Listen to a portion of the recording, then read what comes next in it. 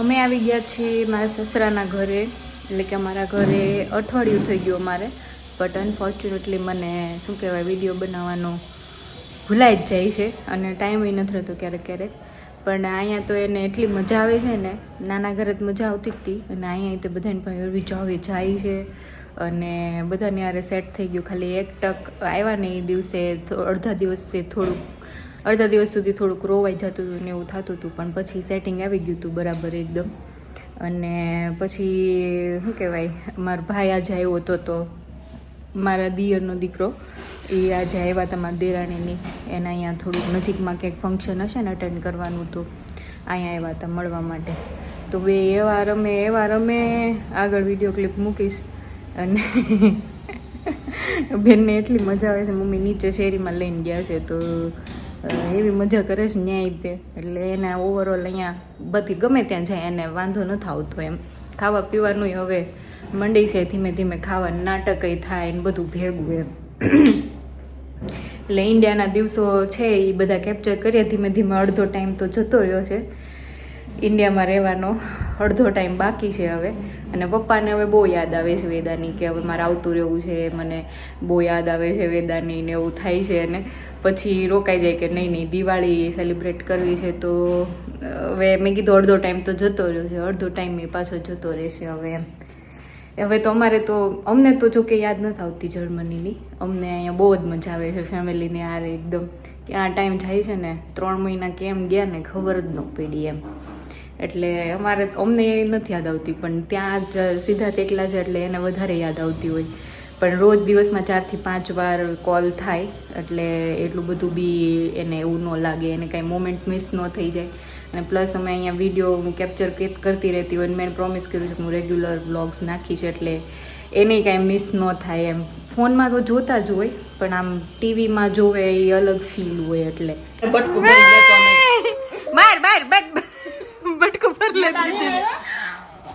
દીદી ને બટકું ભર લે તો સમજો ટી શર્ટ કે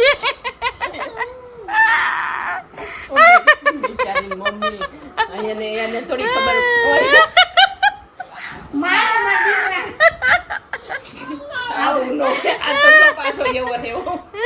કરો અગી કરો.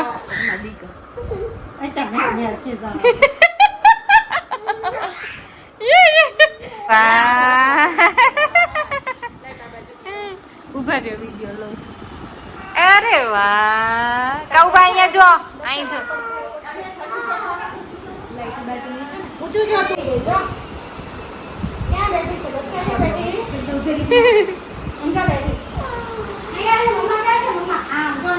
અહીંયા જો કાઉ અહીંયા નાખતો એને આ બાજુ જવા દે તો જોજે ઈ રમશે. પ્રેસ કરે ને. હા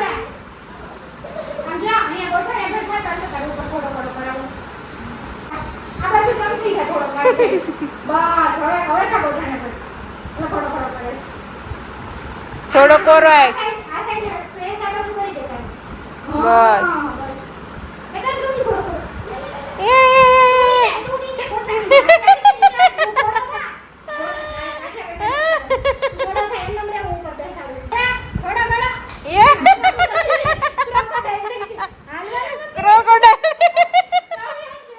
ઓલી કેટલી મજા આવે સમજો ને.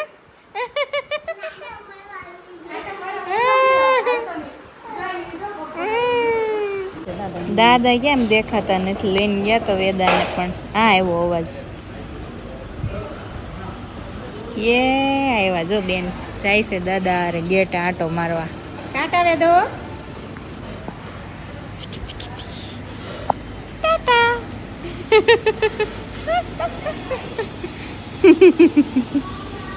હજી વેદાબેન 8 મહિનાના થયા છે, તો એની 8 મહિનાવાળી બર્થડે છે.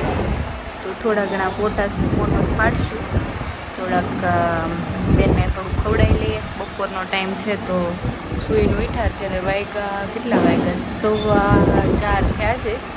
એનું દહીં કાઢ્યું છે ખાવા માટે અને આલુ કાઢ્યું છે, ખવડાવી દઈશું એ વારા ફરતી વારા. ખાવામાં થોડુંક સાંજે બહુ નાટક કરે છે, બાકી દિવસે એને એમ ખાઈ લે છે, સાંજે નાટક કરે છે.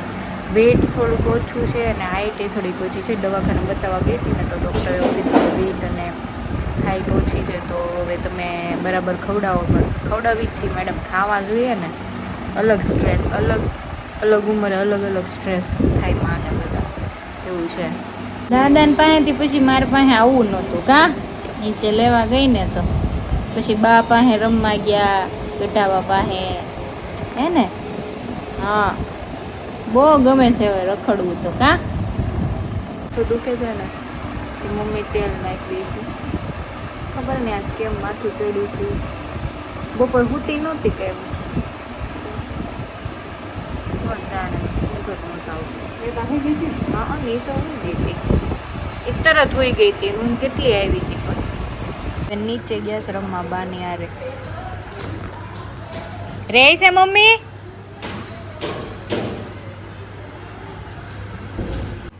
શું કરવાનું હવે? બપોર વચ્ચે નીની કેમ નથી આવતી દીકાને? આખું બપોર વચાળું રમે મારી દીક. હા. અને એક દાંત આવી ગયો છે, આજે બાએ જોઈ લીધો છે. એ કેમ કહે છે કે વેદાને દાંત આવી ગયો છે.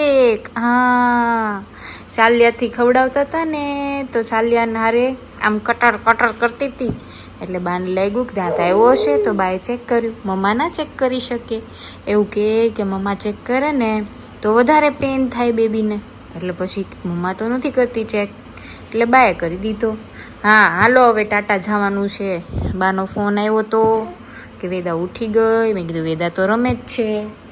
4:45 થઈ ગયા છે અને અહીંયા સામે દો લફ્ઝો કી ચિંગારિયા હોઠો સે ના છોડો હાય यूं बेशर्म की राह पे ना खुद को तुम मोड़ो हाय कि तन में सुइया सी अब तो लगी चुभने कि तन में सुइया सी लगी चुभने कि तन में सुइया सी अब तो लगी चुभने कि तन में सुइया सी लगी चुभने यूं गलत पते पे चिट्ठियां भेजो न नैनों की हाय तुझ महंगा पड़ेगा जो ये हरकत न तूने रोकी हाय कि तन में सुइया सी अब तो लगी चुभने कि तन में सुइया सी लगी चुभने. કાન બંધાય છે ને તો આજે ધાબુ ભરવા આવ્યા છે ને તો એવો અવાજ થાય છે એટલે મેં બહાર જ નહોતી નીકળ્યા, અંદર જ રહીમાં હતા.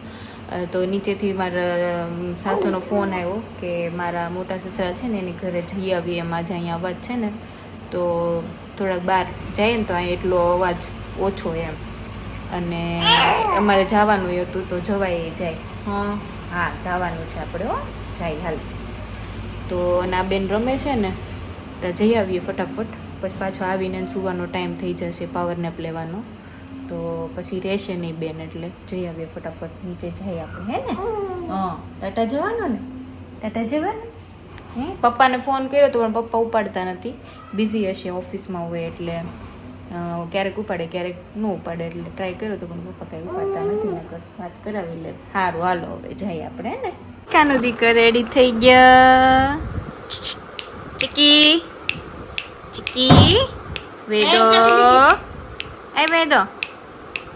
વેદો હાલો ત્યારે હવે જઈએ આપણે.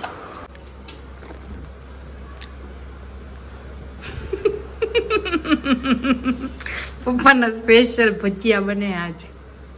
તૈયારી સવારના મમ્મી કરતા હતા હો, પણ આવી ગયું તેલ પપ્પા?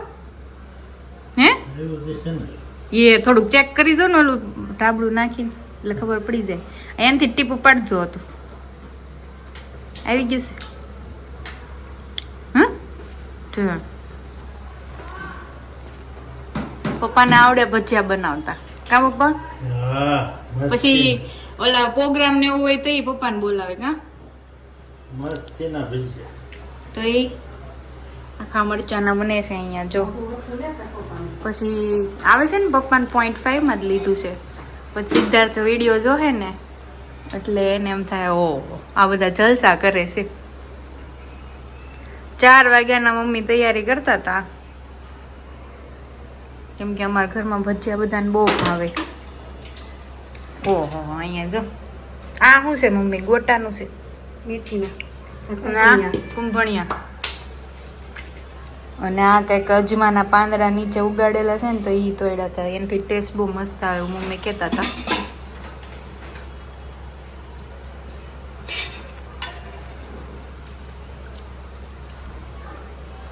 તેલ નાખો સોફ્ટ થાય એટલે ગરમ નાખો. હા, ગરમ નાખવાનું.